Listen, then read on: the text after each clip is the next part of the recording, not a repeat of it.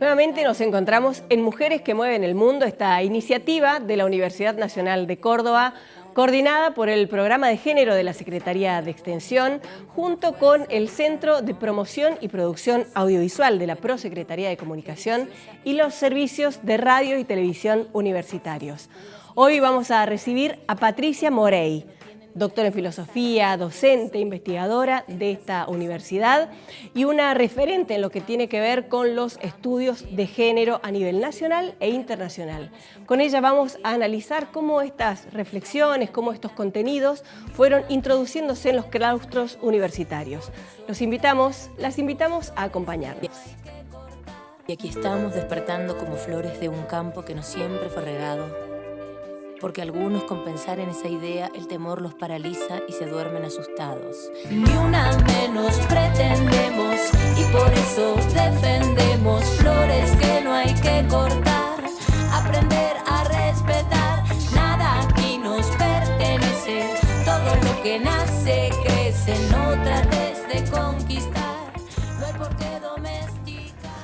Bueno, bienvenida Patricia, la verdad que es un gusto recibirte hoy con nosotros, así que un placer. Bueno, ¿Cómo estás? muy bien, muy contenta de estar acá, muy feliz de ver esta iniciativa que ha tenido la Secretaría de Extensión. Me parece que tiene la posibilidad de ser un elemento de repercusión muy grande y de sacar a la invisibilidad de las mujeres, o sea que ese es el propósito, así que estoy muy contenta de ver si puedo colaborar en algo en esta tarea que se han empeñado. Seguro que sí. Bueno, vamos a comenzar conociendo un poco de tu biografía. Nos gusta un poco recorrer en esto de sacar de la invisibilidad también, conocer un poco más a quienes, bueno, han venido marcando este camino. ¿Cómo fueron tus orígenes? Yo siempre digo un poco en chiste, un poco en serio, de que fui feminista desde que nací, porque muy prontamente me di cuenta de que mis padres esperaban un varón en vez de una mujer, o sea que inconscientemente de alguna manera no cumplí con las expectativas a pesar de ser un bebé querido, y eso fue formando la personalidad desde el comienzo. En esa época le decían que nació una chancleta, era medio en chiste, creo que ahora no se usa, pero medio en chiste, medio en serio, pero despectivo, ¿no? Claro. Nacer una chancleta. Y después, bueno, yo viví en muchos lugares distintos, pero estuve muchos años en Bariloche, una niñez dorada en Bariloche, pero mis vecinos eran casi todos varoncitos, hacia varones, y yo me incorporé a sus juegos, a su libertad, las pelotas, la bicicleta, la montaña, el lago, y de a poco fui viendo de que los códigos eran diferentes. A mí tenía prohibiciones, limitaciones, ellos empezaron a ser monaguillos, yo no, ellos empezaron a viajar en ómnibus, yo no. Y entonces de a poco, y sobre todo cuando me hice mujer, muy tempranamente, ahí la cosa cambió más drásticamente, o sea, una limitación con respecto a la movilidad, una limitación con respecto a lo que podía hacer y lo que no, con lo que antes éramos iguales. Y bueno, eso me parece que ha sido un germen importante mi feminismo y que después se perfeccionó de alguna manera con lecturas y con una especie de militancia de vida con respecto a eso. Seguro. Y lo que tiene que ver con la filosofía, con todo este mundo de las ideas, ¿cómo nace esa vocación, claro, ese interés? Bueno, a mí me parece que es interesante relacionar lo personal con lo político. ¿Por qué lo personal con lo político? Porque desde los años 60 y los 70 comenzamos a transitar un nuevo camino epistemológico, desde el punto de vista epistemológico y desde el punto de vista político, del poder, la idea de poder. Porque epistemológico pues empezó a revalorizar la experiencia femenina, se empezó a revalorizar la subjetividad, se empezó a revalorizar la conciencia de las personas, especialmente las mujeres, y en esa comunidad de conciencias de contar cada una su propia vida, se comenzó a tener como una especie de posibilidades de resistencias y desafíos con respecto a los elementos, digamos, masculinos que sobrevolaron el ambiente. Y me parece que eso es lo que empezamos a hacer en la universidad. Empezamos a juntarnos, a contar las experiencias y a leer textos clásicos, digamos. ¿De qué año estamos hablando, Patri? 70. 70. De 70. Me parece que en los 70 una de las cosas más importantes fue los libros, o sea, no había referentes en la universidad. Yo no conocí nunca nadie, si había, no la conocí en ciencias sociales, que hablara sobre ni género, ni feminismo, ni ser mujer. Y entonces lo que uno hacía es leer Y bueno, los 3 libros para mí de formación más importante que tuve en esos años 70 fue, por supuesto, a Simone de Beauvoir, El segundo sexo, inevitable, y porque es fantástico, aún hoy hay que seguir releyéndolo, porque en un clave existencialista y científica, porque no era existencialista solamente, no solamente ponía el énfasis en la subjetividad y en la identidad, sino que recorrió todo lo que se sabía de las ciencias en ese momento. O sea, en el capítulo del segundo sexo está la historia, la biología, a veces hay una pequeña tendencia antibiológica en el feminismo de hoy, en cambio la Simone de Beauvoir lo toma como un elemento importante, las distintas etapas de la vida, la antropología, los mitos, o sea que fue un antes y después la Simone de Beauvoir, y el libro del segundo sexo llegó a los 70 acá, estaba como un clásico. Sí. Después me parece que otra corriente que por suerte pudimos acceder es a la Betty Friedan, la gran teórica norteamericana, que también fue un antes y después, aunque fue un bestseller. Pero me parece lo importante de Betty Friedan fue porque pudo relacionar esta ideología del ama de casa dependiente con sistemas económicos y políticos. Cómo los medios de comunicación iban variando el mensaje de lo que era ser mujer dependiendo de las necesidades del sistema económico. Sí. Y el tercer influencia muy importante en esa época de los 70 era Engels, el gran libro del origen de la familia, la propiedad privada y el Estado, porque Engels lo que hace es muy interesante, que dice ¿por qué de esta dominación? O sea, lo reconoce.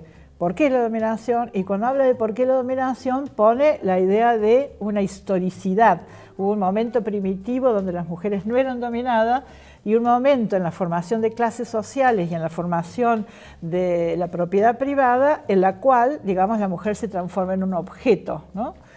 Y los 3, a pesar de las grandes diferencias teóricas, tienen un lino en común, y es que la dominación tiene un origen social y por lo tanto puede ser cambiado.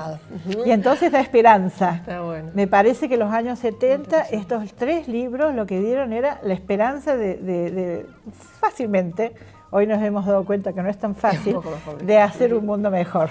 Tal cual. Y esto, bueno, hablas de referencias que son más bibliográficas quizás, pero seguramente hubo nombres, personas que te acompañaron en ese momento de reflexión, en esas lecturas, alguno que quieras recuperar. De los primeros años de los 70, no. Yo entré a la Escuela de Filosofía, al contrario, te lo voy a contestar por lo negativo, desgraciadamente. En los años 70 yo entré a una escuela de filosofía donde casi todos los profesores eran muy tradicionalistas, muy conservadores, muy de la iglesia, de esa iglesia que excluía a los que no pensaban igual.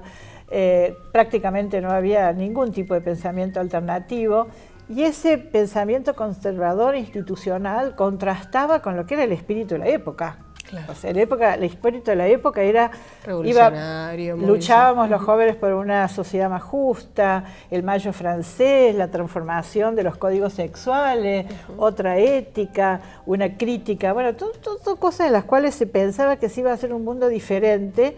Entonces era una tensión entre lo institucional, conservador, y lo revolucionario y muy fuertemente el espíritu de cambio y de justicia que, digamos, sobrevolaba el ambiente. Pero no había referencia, no he tenido referencia. Claro. En los 70, nadie. Era un camino haciéndose, ¿no? El camino haciéndose, tratando de juntar gente, tratando de hacer esos grupos en los cuales podíamos leer alguno de esta bibliografía, pero no había referente. Donde a lo mejor todo esto de los estudios de género que hoy conocemos todavía estaba muy incipiente. Vamos a hablar un poquito de eso después del corte. Bueno, ¿sí? Bueno. Dale.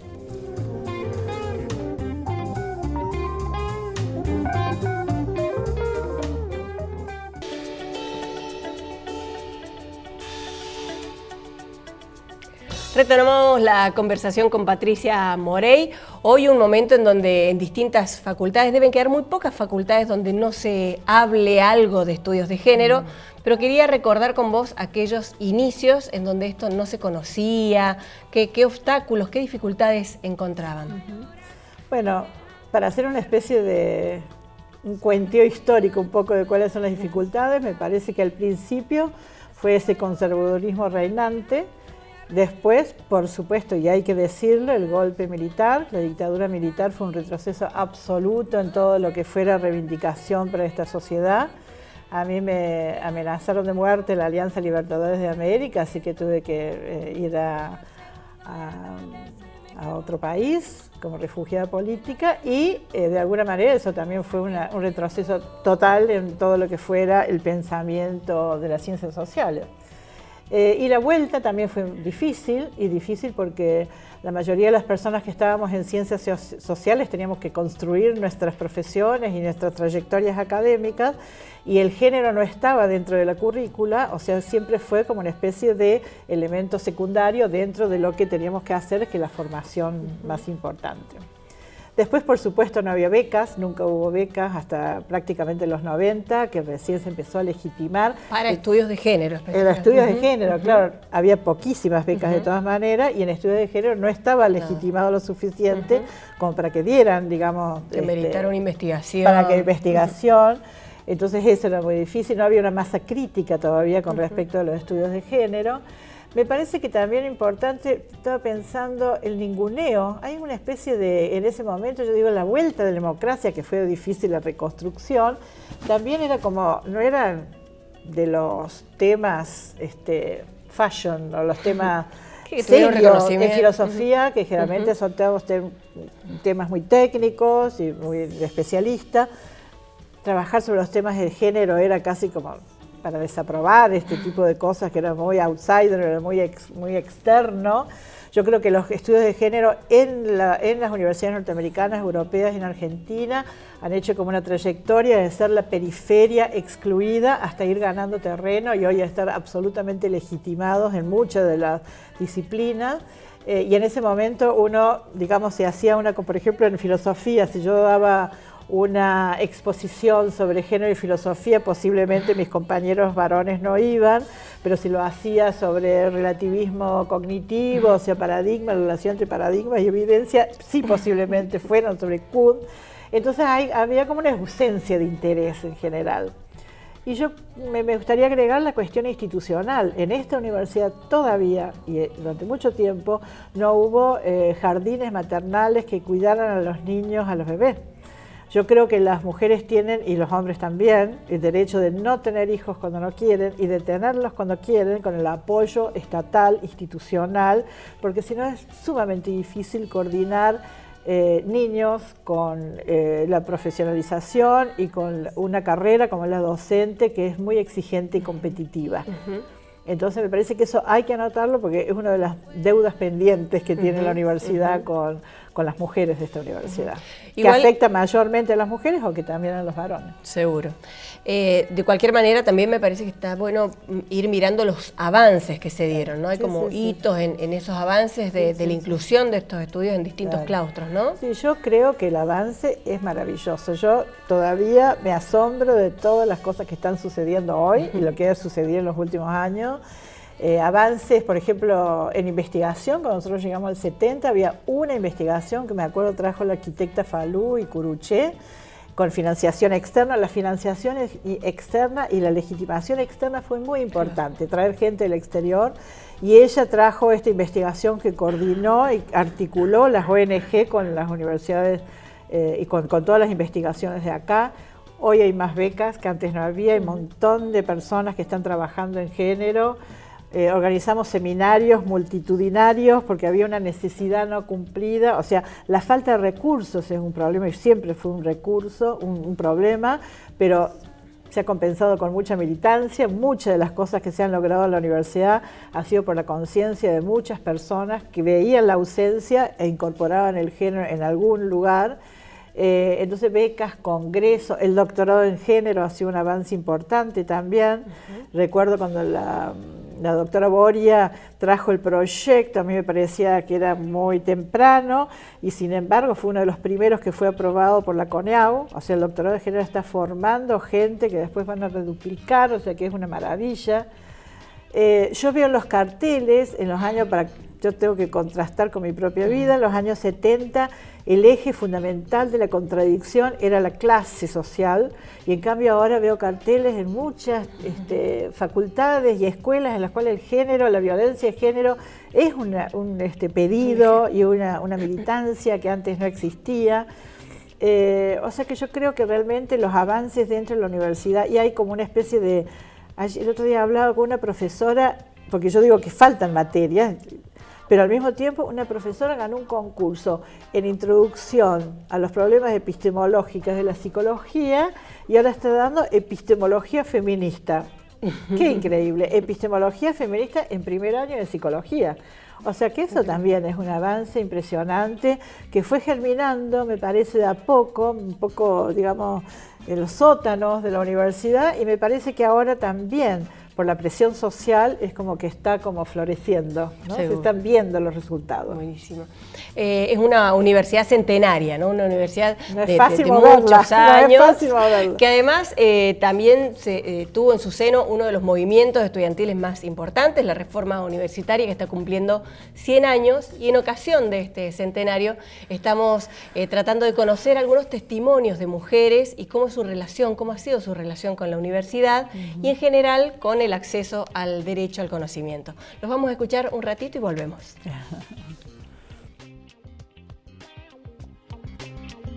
Yo soy Paula, estudié en la facultad hasta hace 3 años o 4 años que me recibí, pero tuve un largo trayecto en la universidad porque terminé la facu, después dejé, después volví a retomar. Mi mamá estudió en la facultad también, mis hijas espero que también lo hagan, me parece que es importante. Por eso también decidí terminar mi carrera, como cerrar un círculo para poder darles el ejemplo de que estudiar abre la mente, abre puertas. Así que, bueno, creo que la universidad es importante y más que todo para las mujeres. Tengo 2 hijas mujeres, así que el ejemplo es doble. Así que, bueno, la universidad en mi vida es importante. Aparte estoy abriendo ahora puertas, así que, bueno, esperemos que se sigan abriendo en este camino. Soy Carolina Barberis, cursé mis estudios secundarios, pero no los terminé. Mi madre sí terminó sus estudios, tuvo terciarios, pero no es facultativa. Y bueno, mi hermana sí, ella estudia comercio exterior, es facultativa, ahora está haciendo una licenciatura. Y sí, creo que la universidad puede favorecer a la equidad de las mujeres porque nos abre muchas más puertas, nos da nuevos rumbos para poder progresar, no solamente como humanos, sino como mujeres. Creo que es muy bueno tener estudios universitarios. Mujeres que cotidianamente mueven el mundo y esta relación que van construyendo con el conocimiento, ¿no? Sí, yo me pregunto con el conocimiento, ¿qué pasa en la universidad? Yo creo que muchas todavía carreras no han incluido troncalmente a los estudios de género y ese es un déficit.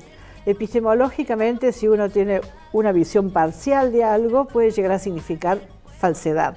Y creo que ha habido avances impresionantes en los estudios de género en muchas universidades europeas y argentinas y norteamericanas que no se incluyen tampoco en las distintas materias. O sea, ha habido una revolución cognitiva y si esa revolución cognitiva no se incorpora dentro de lo que son las materias clásicas, puede llegar a ser muy deficiente la formación. O sea, ha habido críticas muy fuertes a la economía clásica, a los presupuestos filosóficos de la economía clásica.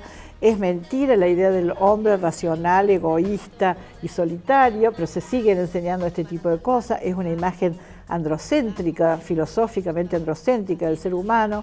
Hay una nueva antropología, una nueva arqueología y no sé, a mí me parece que si en la universidad no se incorporaron esos textos, es una separación con lo que es el conocimiento. El conocimiento debería venderse como completo y no ser parcial y sesgado. Bueno, algo de eso también queríamos preguntarte, ¿no? Porque el manifiesto liminar de 1918 hablaba de los dolores que nos quedan, de las libertades que nos faltan. Desde la perspectiva de las mujeres, ¿cuáles serían esos dolores y esas libertades? A mí me parece que uno debería sentir el dolor de los que no están en la universidad. A mí me parece que el dolor más grande es que nosotros tenemos en Argentina una tercera parte y posiblemente un aumento de la población que está excluida por la pobreza, y la pobreza significa pobreza educativa, y las mujeres le agregan esa pobreza, pobreza de tiempo, pobreza de espacio, pobreza de traslado, y me parece que la universidad no mira suficientemente toda esa tercera parte o más de la población que está excluida. Libertad significa posibilidad de elección, pero cuando uno no tiene educación y no tiene la subsistencia, seguridad, no hay libertad posible. Entonces, me parece que por un lado, las investigaciones que se hacen en la universidad tienen necesariamente que también romper este círculo interno de méritos académicos y traspasar al ámbito de lo político, y por otro lado tenemos que acordarnos que nuestros dolores, me parece que uno de los dolores más fuertes es el hecho de que la revolución de las mujeres generalmente es la clase media, que es la gente y la clase media y la alta que pueden gozar, como hemos gozado, de poder estar en la universidad. Patricia, muy interesante tu testimonio, como siempre, tus palabras son iluminadoras para nosotras, así que te agradecemos muchísimo la presencia hoy en Mujeres que Mueven el Mundo. Bueno, muchas gracias a ustedes y a todos los que están acá para contribuir a un mundo mejor. Nos despedimos en esta nueva edición del ciclo de Mujeres que Mueven el Mundo. Les invitamos a nuestros próximos programas. Ya saben que pueden buscarnos en YouTube, donde vamos dejando allí el testimonio de tantas mujeres como la que hoy nos acompañó. Muchas gracias. Será hasta la próxima. Defendemos flores que no hay que cortar, aprender a respetar, nada aquí nos pertenece, todo lo que nace crece, no trates de conquistar, no hay por qué domesticar.